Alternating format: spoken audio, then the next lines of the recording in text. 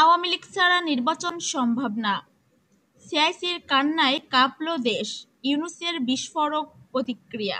বাংলাদেশের রাজনীতিতে ভয়ঙ্কর মোড়, সিআইসির চোখে পানি আর ইউনূসের বিস্ফোরক মন্তব্য, পুরো দেশ এখন স্তব্ধ।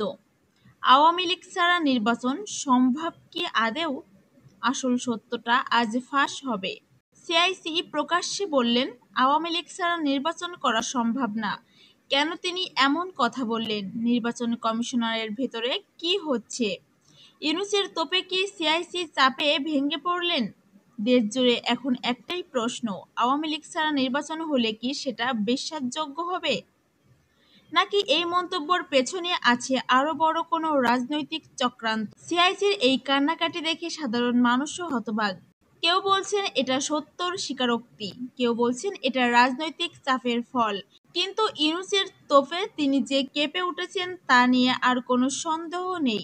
এখন আপনারাই বলুন, আওয়ামী লীগ ছাড়া নির্বাচন কি সম্ভব, নাকি সিআইসির চোখে পানি সব সত্যি কথা বলে দিল?